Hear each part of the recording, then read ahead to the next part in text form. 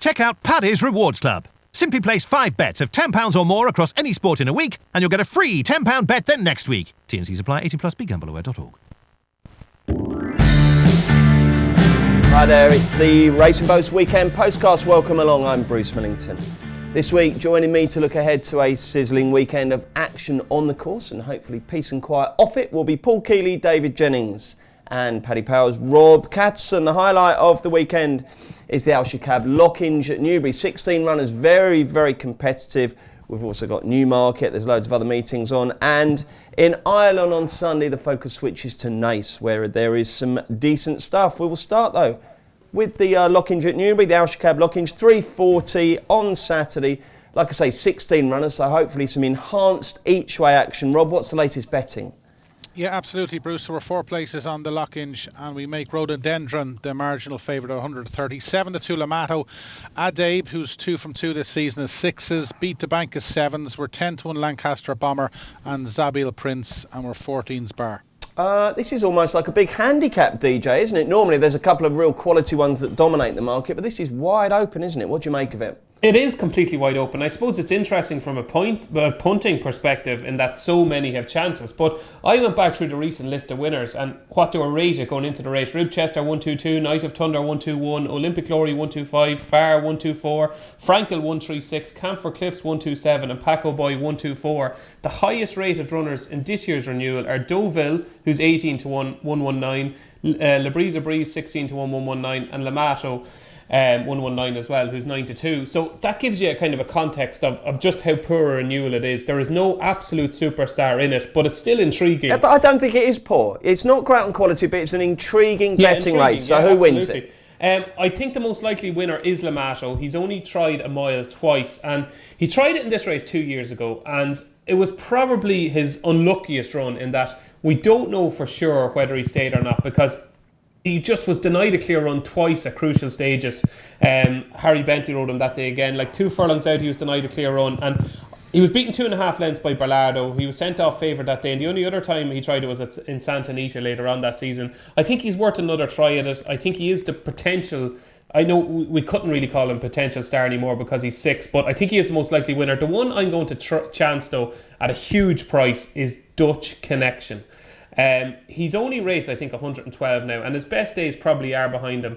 But I think it could be that type of a race where you've had a shock. Charlie Hill's team are in cracking form with him, and I think 5 of his last 22 runners have won. He had 2 out of 3 yesterday.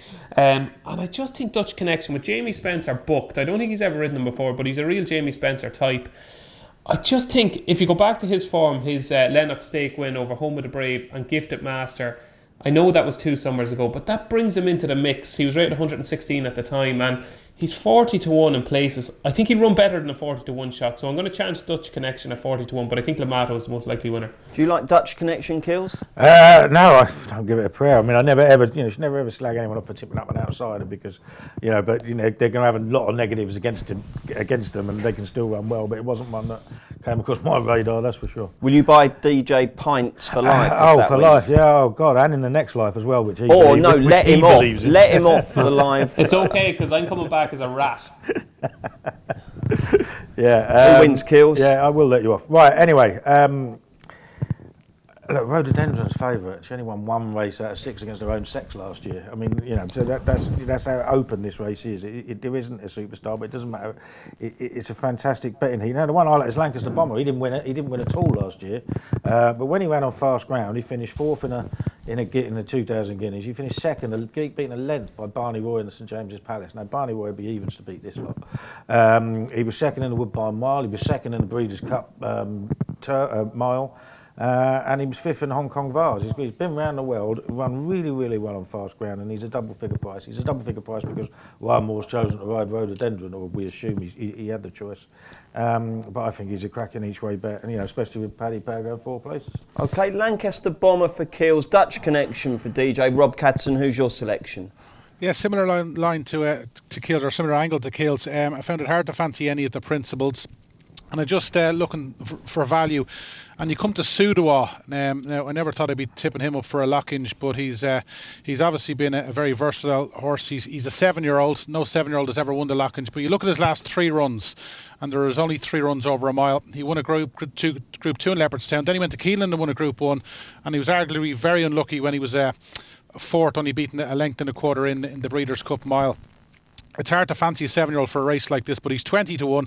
He's getting better with age, and the key to him might now be a mile, and he'll have no doubt seeing out the mile better than most. So the more I think about it, the more I fancy him about 20s. He was the rag that was on my radar, actually, the outsider, yeah, very interesting. Kills, would you put me off back in Le Brise Breeze? I wouldn't put you off anything at a price, to be honest. I mean, the one I really don't like at the front of betting is a day, purely because he hasn't run on fast ground at all, and he was taken out of a Yarmouth maiden because of good ground last year, so he's going to be really fast tomorrow. Okay, it's going to be an interesting race. We'll see how that goes. Okay, the first of the TV races at Newbury's the 150. It's the Shalar Carnarvon Stakes. What's the latest betting, Rob? Okay, so we're 11-4 about Eqtidar, 7-2 Murillo, 6s Breathless Times and Juliet Capulet, 7s Card Sharp and Shababi, 12s Bar. Keels, you got this one sussed? Yeah, definitely, yeah. Juliet Capulet, trained by John Gosden. Raced exclusively over 7 furlong last year and only just seemed to get home. When she ran in the Rockfell, she won the Rockfell, beat Nialetti, ran a race post rating of 110. She looked like she was going to win 3 lengths approaching the final furlong, but she just tied up and nearly got caught. He's only entered her in Group 1 sprints this year. She's in the Commonwealth Cup, she's in the July Cup. She's bred to be a sprinter, both sides of the pedigree, and I think she's going to be a sprinter on this fast ground, and I would make a favourite. Ooh, Juliet Capulet, a strong selection for Keels. Rob, what's your view? Yeah, I like Murillo. He's taken obviously a big step down in class. He was a solid Group 2 horse last season, and he also improved quite a bit from his first run last season. So I thought Murillo at 7-2 was solid. And DJ? We have a TriCast here because I'm going to go for Eqtidar. If you remember, Eqtidar is the horse, one of many that Frank Hickey was waxing lyrical about ahead of a run at Kempton last September. He was getting a couple of wheelbarrows out for this Eqtidar. Finished 4th that day to Invincible Army. Obviously, Invincible Army turned out to be something a little bit special, as we found out in the Pavilion Stakes at Ascot earlier this month. And I thought that was a cracking run from Eqtidar. I think that's the best piece of form in the race. Like they made their challenges on different parts of the track at Ascot. Invincible Army was well on top of the line, but he did drift out to quite a decent price in running that day because Eqtidar looked like he had got first run on him. I thought he just got a little bit tired, maybe 100, 150 yards from the line. I think there's plenty of improvement to come, and if there is a Group 1 sprinter in the lineup, I think it's Eqtidar. Okay, the 225, the Al Rayyan Stakes, better known as the Aston Park Stakes. Hot favourite here, Rob. Absolutely, yeah, he's going to be the hottest favourite of the afternoon. 8-13 Crystal Ocean, we're 4-1 Raheen House, 5 Second Step and 10s Bar. And Rob, can we look beyond the jolly? Unfortunately not. It's very hard to get away from. Like, his run in the Ledger was brilliant last year, and 4 of the first 5 home in that race have franked the form. Like, it's just so hard to see him getting beat. He's already won this season. You'd be hoping, like, at some stage he might be close to even money tomorrow, but if anything, you could get shorter than 8-13. David Jennings, you're going to look beyond him? No, this is incredibly straightforward. Crystal Ocean beat Second Step, so if you don't want to back Crystal Ocean, back Second Step without. Okay, and Keels? No, can't argue. He's a half. Really, he's very closely related to Hillstar and a half to Bristol Capella. They all improve with age. 1 over 1.2 miles to start this season. 1.5 miles is far better suited. It'll just win. Will you be having a bet? No. Yes, you will. You will? No, I won't. There's nothing to bet. I don't bet odds on shots. Well, you might have forecast. Distances bet. No, don't do that anymore. Okay, you will definitely be having a bet on the 3 o'clock though, because this is your race. This is the race which is the launch pad of champions. It's the Al Zabara London Gold Cup Handicap. We'll get the betting from Rob, and then Keels can tell us why this is such an important race to watch for the rest of the season and beyond. Right, so we're 130 about Massar, 6s Dukan, 13-2 Mekong, Chief Ironside is 7-1 with He's Amazing. We're 8-1 Glen Cadamaster, and we're 10s Bar. Now, Keels, you don't have a Racing Post horse tracker, do you? But people who do, and plenty of us do, there's going to be some horses to fill up from here, isn't there? Tell us why the London Gold Cup is so without important. Without a doubt. I mean, this race used to only be worth about 20 grand as well, but it's still produced winner after winner. It's produced Royal Ascot winners, Group winners, Group 1 winners, Melbourne Cup winner, a Dubai World Cup winner in the past, and it almost never lets you down. I mean, Defoe won the race last year. The only race he's lost since then is in St Ledger. 5 of the first 6 home, have won 18 times between them since. Loyal Promise of Martin Meads is very interesting to me. He only started at the beginning of this year. He was second to Gronkowski. He was already rated 9-4 then. It was being primed for the Kentucky Derby. That was his debut. He then won very easily from last to first at Wolverhampton. And then he finished third in the novice race at Windsor last time. I think the first 3 in that race are going to be really good. Now, the winner actually got beat yesterday, but hated the fast ground, hung all over the place, and still nearly got there, giving £7 to a Gosden-trained winner. So I still think it's a really solid piece of form. He's got it in the King Edward VII Stakes. It will improve for fast ground as well, and I think it'll go well. Okay. DJ, what's your view of this one? I really like one here, Bruce. I like Massar. I thought the performance at Doncaster was far more impressive than the winning margin, and everything about the race told me that Massar is going to improve leaps and bounds. Like, he ran against Magnificent from the Richard Hannon stable, and Magnificent is still a maiden, but is a pretty good maiden. I think he went up, he was rated 85 that day, but I think he went up to 91, and he completely got first run. Sean Levy got first run on David Egan, who was riding Massar.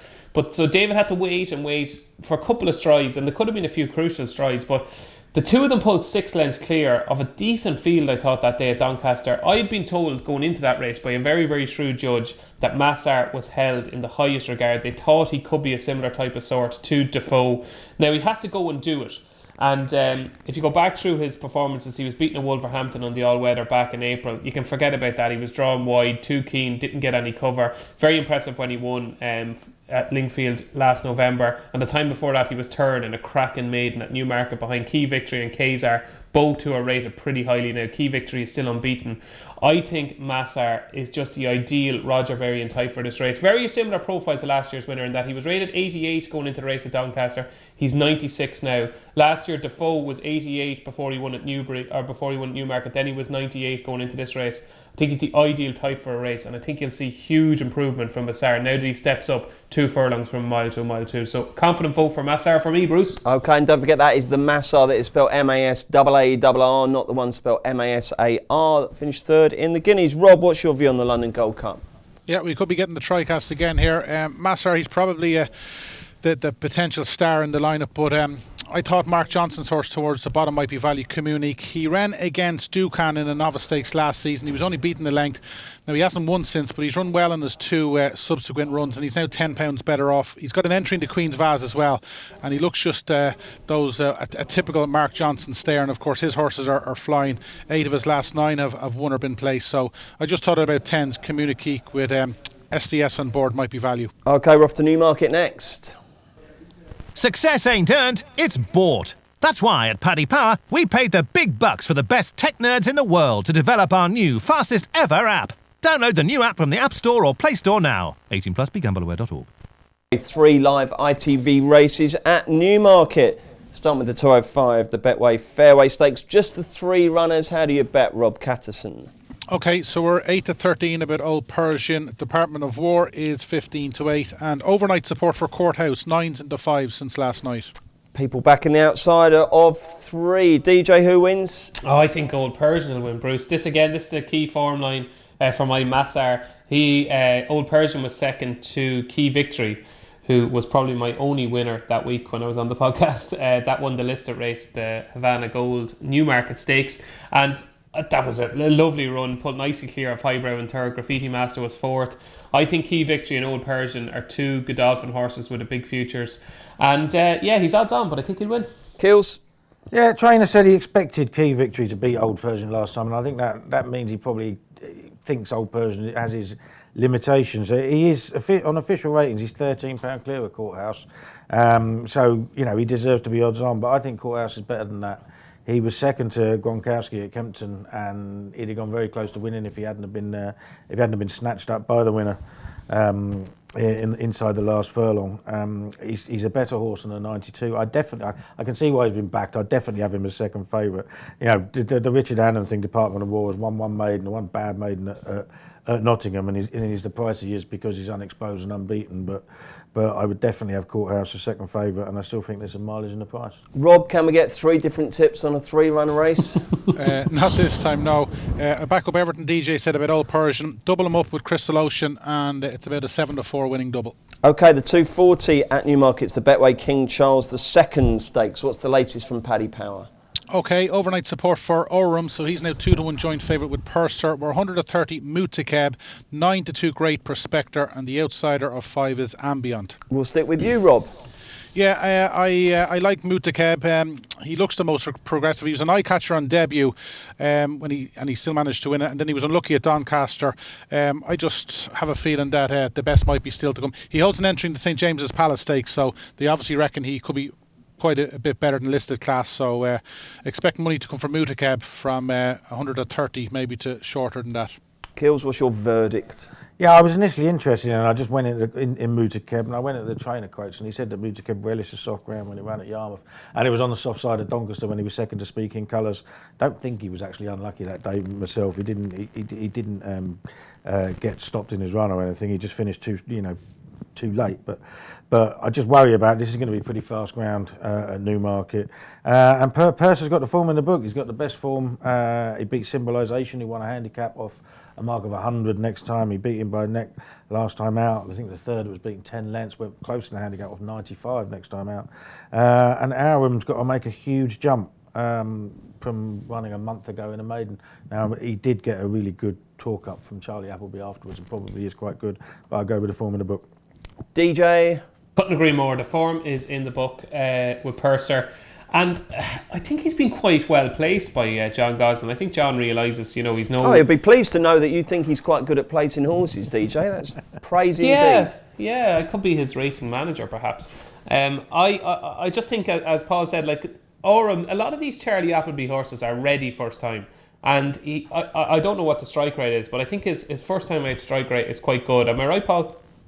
Yeah, pretty good. Yeah, I can't tell you the figures off the top. Phew, I was setting myself up for a fall there now. But I think Purser, if you go through his form, it all seems to stack up quite nicely. Even the run behind Massar at Sandown last year, he's only beaten 3 3/4 lengths that day and got an awful passage through that race. That looked a decent Solario Stakes, I thought. And he's rated 107. He's been there, he's done it. Mutakeb and Oram both have to prove that they're up to that standard. At the moment, neither of them have proved that they're even 100 horses, never mind 107 horses. So I'm with Paul. I think you have to go with the form in the book with Purser. OK, the toughest race of the day at Newmarket potentially is the 3:15, the Betway Handicap. What's the latest betting, Rob Catterson? Yeah, we're 4 places on this as well. We're 13-2 co-favourites, Yafta, Wahoo and Show Me the Dough, who's been the money horse overnight. 7's then Trixie Spirit, 8-1 Mayasa, 10's Red Roman, Rebel Streak and Midsummer Night, and we're 12's Bar. Kills, you seeing this nice and clearly? No, not really. I mean, I did fancy 2 at the start of the week when there was a bigger field. One of them still in there, Red Roman. He was 4th in the Red Car 2-year-old trophy. Looking at his form, I am a little bit concerned about the ground. I mean, there's no proof that he hasn't, that he won't handle fast ground. He just hasn't tried it enough times. The other one was Neola, trained by Mick Shannon, who I thought would run well, but he relies on Trixie Spirit. And I looked at her. She's quite interesting. She picked up really well at Bath last time on a low handicap mark. They'd be my 2 against the field, but not a lot of confidence. Rob, are you confident here? No, very trappy. The trappiest race of the day, as you said. Show Me the Dough was the one I thought might be the value. Twice has run this season, but both over 5 and was doing his best work late on. His only win has been over 6 furlongs, so I think the return to 6 will be right up a street. And Richard Fahey's won this twice in recent years, so not surprising the money has come for him. And how about you, Mr. Jennings? I am going to try a flyer here, Bruce, with 9 Below Zero, trained by your buddy, Rafe Beckett. He's the trainer you like, isn't it? Oh, of course he is, yeah. Yeah, sorry. I've had a tattoo done across my back last week. You weren't backing me up there. It's very nice. No, I gave it a fist pump. Look back on the video. See, I can't see. One of many gestures I make when you're talking. Yeah, I can only imagine. 9 Below Zero. Like, the last run at Salisbury was on heavy ground, and it was embarrassing, really, to be honest with you. To be beaten 47 lengths in a flat race over 6 furlongs, I think I could even finish within 47 lengths of Mr. Top Hat that day, and as you know, I'm not very quick. But if you go back to his form of fast ground, now he did completely lose the plot last season, so there is a chance that the plot has been lost. But he went into the Norfolk last season as a single-figure price. He had beaten Midsummer Night in a Windsor race, and was very impressive in Salisbury on his debut too, where he beat Mockatil.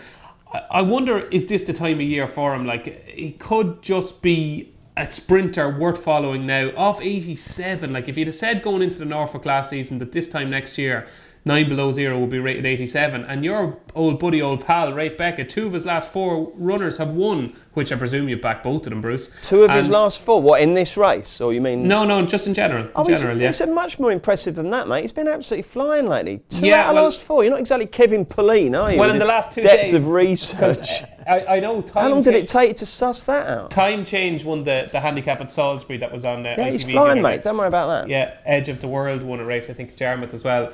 But his horses are flying, and I know that 9 Below Zero was held in the highest regard at the start of last season, and I just think off 87, like there was the day, this is last chance saloon for 9 Below Zero, but there's 20s out there. I know he's only 12s with powers, but there's 20s out there. He could be a plunge horse, and I'm retaining the faith. As you know, Bruce, forgiveness is my best trait. Absolutely, mate. You make a very good case. I think that was your best tip for quite some time. Good luck there. Right then, it is roundup time. We've got all the rest of the Newbury and the Newmarket cards. We've got some listed races at Navan, and there's also Bangor, Thirsk, Uttoxeter and Doncaster. Plenty to go at. Kills has got a very long list. Rob Katz and Newton start, and then you've probably got time to go and make yourself a spot of lunch while DJ and Kills go through theirs. Yeah, just a 3 for me, and they're all at Navan. 2:30 Coral Beach. He was a big eye catcher behind his stable companion Fairyland at Nace. He might have beaten him if he'd got a clear run. He'll win that. Mr. Trader in the 3:35.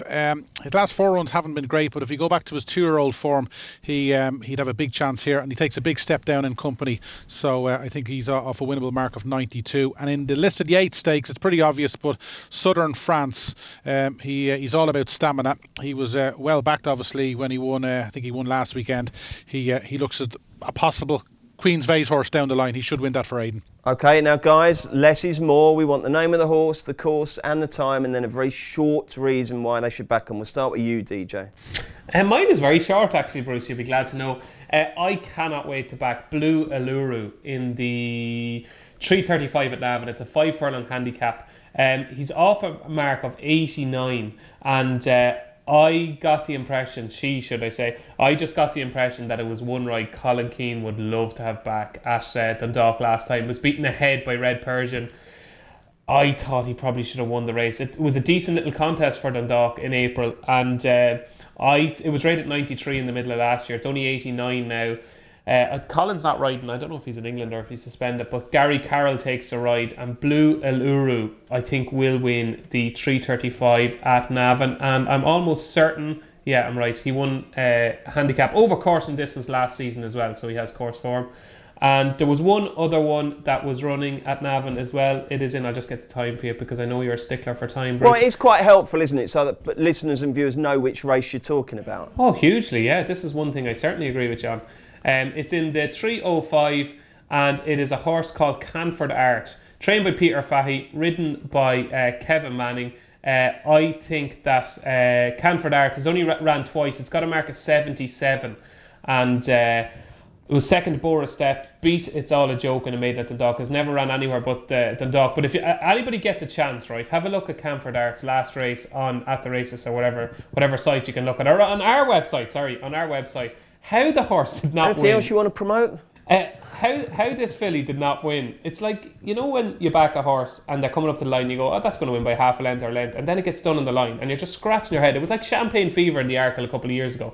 Trade at 101, but I think Canford Art will win the 3:05 and Blue Allure will win the 3:35, and watch all your replays on at the races. Or on racingpost.com. I meant to say Racing Post. Was he resigning? Have they made him an offer? Christ, you imagine the David Jennings show on ATR. Christ, last 12 hours, wouldn't it? DR Kills, that's a long old list. Go on, mate. It's a long list, but I'll deliver it far more quickly than he just did. Right, there's two horses at Newmarket that are just well handicapped in old form, and there's reasons for thinking they can come back. First of all, Go Far in the 425. He's run to a racing post rating of 104, 101 and 101 first time out for the last 3 years. He returns after a bad season last year off a mark of 90. He is going up to 7 furlong for the first time in a while, but at his age, he might well get it and need it. So Go Far, 425. In the 530, Oh So Sassy, trained by Chris Wall, didn't run any sort of race at Doncaster the last time out, but likes Newmarket. Another horse dropped right down the handicap. He rarely gets a chance to book William Buick. 9 of his 26 rides are finishing the first 2, 6 of them winning. Oh So Sassy, forecast to be about 6-7 to 1. I think that would be reasonable. Off to Newbury, we've got Crystal Ocean's half-sister, Crystal Hope, running in a 450, which is probably the last Oaks trial. She absolutely slammed Give and Take at Sandown, who's just won the Musadora. It's going to be quite a competitive race because Stream Song's in that. That's a half-sister, A Journey of John Gosden's, though he freely admits that one's a nutter. I think Crystal Ocean will go very well. And in the 525, Pouvoir Magique, who I put up for the Victoria Cup, pulled out last week, pulled out lame, so it obviously wasn't that bad. The fact that he's out that quick, I'd imagine Gosden wants to get it to go right up the handicap so he can get in some of the better races over a mile and 7 furlongs. So that will go well there. At Thirsk, just a horse that I've been backing a few times, and I have promised to kick Cliff horses out the window, but Archie has gone to Richard Spencer as his second run in first time cheek pieces. I ran okay in 5th last time. He's dropped way down the rates. I think he'd go well. He'd be a big price. John Joe O'Neill back in form at Bangor. Foundation Man ran really well last time on a fair while ago, but on ground much softer than he likes. The ground's dried out. The trainer seems to be coming back in form. I think that'll run well. Dan Skelton has won at Bangor as well in the 4 o'clock, stick to the plan, carrying 12 stone, debut in a handicap. Chase debut in a handicap. He's got a good record there, 36% strike rate when they carry more than 11.7. He's got 12 stone on his back. And for the Goliath. Big Sound, 635 Utoxa, hasn't run for nearly 2 years. But it's interesting they brought it back at Utoxa. Form figures 2211, 5141. And back to the same mark as when it last won. Lovely stuff. Nap time. This will not be beaten. Rob Catterson, assuming you're still alive and haven't died of old age during those 2 long speeches, what's your nap? Yeah, I'm still here. Right, going to go for a big one in the big race. In the Lockinge, the 340 at Newbury, all in on Sudawa. Lovely stuff. DJ. Oh, Massar. 3 o'clock Newbury, crying out for a mile 2. And Paul Keeley. Juliet Capulet, 150 Newbury. Well done, lads. Sunday next.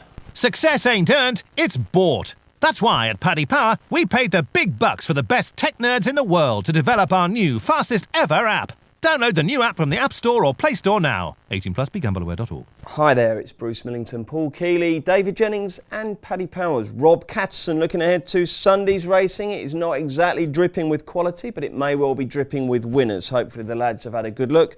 We'll start at Naas, the big race there, the 4:15, the Goffs Lacken Stakes. It's a Group 3.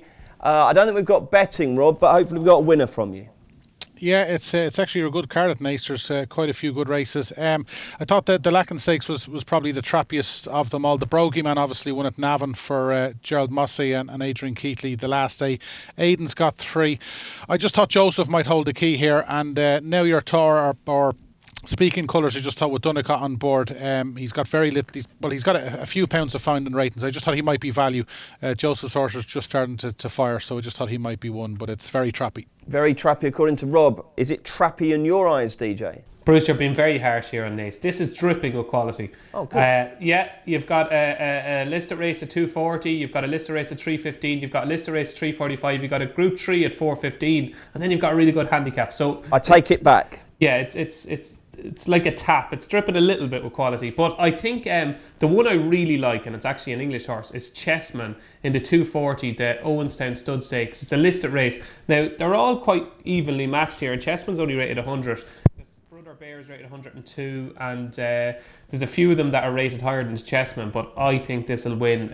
It's gone to Archie Watson, formerly with John Gosden. Finished 7th in the Jersey last season. Was a bit unlucky. He was beaten by kind of tight margins twice last season. Beaten by Bacchus at Newbury. Then was beaten by Silent Echo at Haydock. A neck both times. I think Chessman is a really good colt. Was third to Gelata on its comeback. First run for Archie Watson in a conditions race at Kempton. Arod was second that day, and Arod has obviously franked the form since by beating This Is Us at Windsor during the week. I think that Chessman just has the kind of class edge in a race like this. The likes of, Rizian, Brother Bear, Jewel Maker, I don't think they've achieved as much as Chessman has achieved, so I'd be pretty strong. Archie Watson has booked Wayne Lorden for the ride and mightn't be that short of a price on Saturday night. It's one that will be backed, I think. I think the Shrewdies, like myself, will get stuck into Chessman, or Paul even. So that is in the 240, and the other one, Sergei Prokofiev, will obviously be an unbackable price in the 315, but the stuff coming out of Ballydoyle is that this is the second coming of Jesus Christ. It's not Sam Crow, it's Sergei Prokofiev. Did I pronounce that right? They think he'll win the Coventry, and he will win the Rochestown Stud Stakes at 315, and in the 345, this is a really interesting race. You're certainly not like a tap, are you? You can't turn you off, can we? Jesus Christ. You can. Will I shut up now? No, go on. Alright, in the 345, So Perfect is going to be short here for Ryan Moore and Aidan O'Brien. But don't be surprised to see a hell of a run from Surveillance, who was second to Andre Amar at Dundalk, but only got the message really late there. I think she's a filly with a big future. That's Surveillance in the 345. That'll be a huge price. But it's all about Chessman for me at Naas on Sunday, Bruce. When you're doing your wedding, and you do the ceremony, and you plan, and who's going to do what when, the band are going to start at 9 o'clock. How much time have you put in for your speech? Well, see, this is the thing, Bruce. Everybody is going to be coming to my wedding expecting this really long speech. And what expecting or dreading? Yeah, well, dreading probably. Yeah, see, that's the point. See, I don't want them dreading it, so I'm going to keep it really, really short.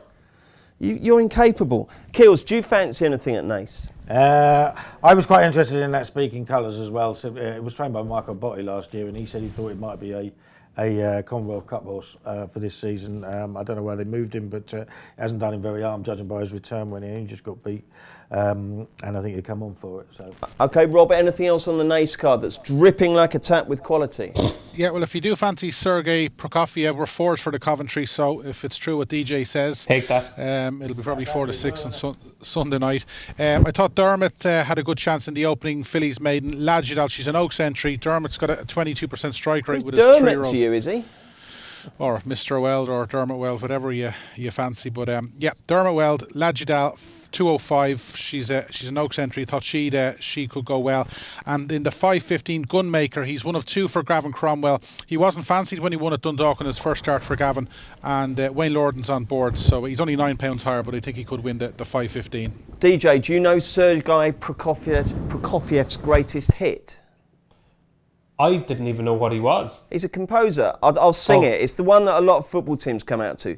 Da da da da da da da da da da da da da. You know that one? Oh, bizarrely, not because of you singing it, but I actually think I do. Okay, jolly good. Yeah. Keels, we've also got racing at Limerick, Stratford, Market Raisin and Ripon this Sunday. Have you dug anything out for us? One each of the British, 5 o'clock at Ripon, Captain Lars.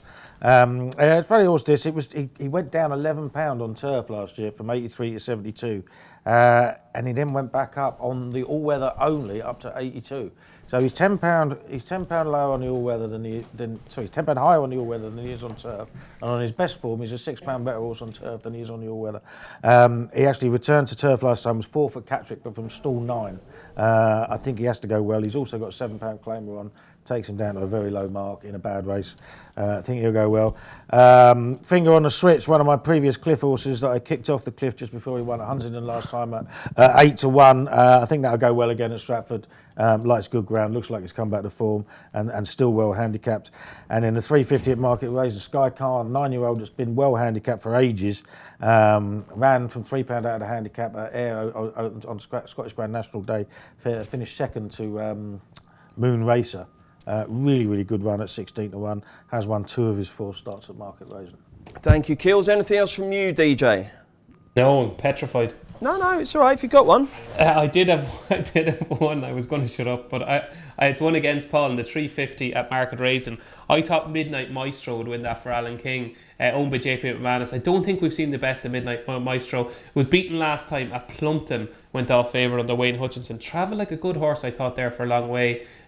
Was second to Rothman. It was beaten 6 lengths in the end, but I thought it ran better than getting beaten 6 lengths. I thought that was a decent enough race, as good as this race, and he's only gone up £1 for it. So I think maybe a track like Market Raising could be better suited than Plumpton. So Midnight Maestro in the 350. Good man. Anything else from you, Rob? Yeah, 3 at Limerick. I thought Roshan should take plenty of beating in the beginner's chase at 3:45 or 3:35. He bounced, or he had a good reappearance when he won on the flat. Thanks for teeing the 4:35.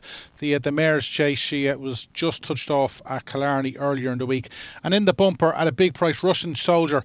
There was an awful lot of money for this lad when he ran at Navan. He disappointed on that occasion, but it was money from shrewd judges. So Luke Homer's Russian Soldier in the 5:35 at Limerick on Sunday might be one to get you out of jail. Lovely. That sounds like a very strong tip to end the show with. Rob, what's the weekend hold? It's always the same for you, isn't it? Working both days. Well, myself and DJ were off golfing earlier in the week, so I'm office bound anyway this weekend. I don't know about him. You're what? You're office bound? Oh, right, I see. Yeah. Who won at golf? I think DJ might have beaten me by 1 or 2. All right. Okay. DJ, what have you got lined up, mate? I think he's been very nice to me there, I think. I am at Navan, my local track, tomorrow, and I'm at Naas on Sunday. And we're actually finalising the guest list Sunday night. So big night, yeah. Is that where me and Kills find out whether we're in or out? Yeah, it could be one or the other. I've taken a backward step here, haven't I? Yeah, you're gone after today. Oh my God. You're going to be heckling my speech and everything. I won't, of course not. I promise you I won't. DJ. Give him more wine. Okay, mate, listen, honestly, I know you've got 38,000 cousins, but I'll come to the night, do. It's not far to come, is it? Keels, I guess you're shooting off to Windsor in a minute to pitch your tent and get a nice spot for the wedding. Yeah, absolutely, yeah. I mean, I love all of that. Did you see that Brian Bilston poem? No. Shall I read it out? It's bloody funny. Is it rude? No, it's not rude. I just sure? really liked it. You do know that the jelly, we're her favourite paper here, yeah? You're not going to nose that up? No. It's quite funny though, but okay. it's worth a read. It's worth a read. Here we go. Your invitation is most kind, but with regret I must decline. To watch your wedding on TV, I have a clash that day, you see. My diary contains a note to coat my head with creosote, then count 10,000 grains of sand. I do so hope you understand. But even then, when that is done, there's a project I've just begun to sort my bookshelves once again, this time by ISBN. I'd love to watch, if not for that, I'd even plan to wear a hat, the kind which I might pull right down to block out sight and muffle sound. The one before I messed up too, the last time you lot had a do. I double booked just like a fool, watching mould grow as I recall. I hope this doesn't spoil your day, it's unavoidable, like I say. The highlights I would watch instead, but I'm listening to The Queen is Dead. Little editing decision to be made before this goes out there. What are you doing, Kills, then? Well, I'm not watching that, but I have to be out of the house because the missus and my daughter do want to watch it. So I'll be watching racing somewhere, feigning interest in the FA Cup final later on, and then drinking. Okay, and Sunday? Recovering probably. Excellent. Okay, jolly good. Thank you, chaps. That's the OBE gone out the window. We're back on Monday. Well, I'm not back on Monday, but I think Maddie will be back on Monday to look back on the weekend and ahead to what we've got coming up. So do join us for that. And if you enjoy the podcast, please do rate, review and subscribe on iTunes. Success ain't earned, it's bought. That's why at Paddy Power, we paid the big bucks for the best tech nerds in the world to develop our new fastest ever app. Download the new app from the App Store or Play Store now. 18+, begambleaware.org.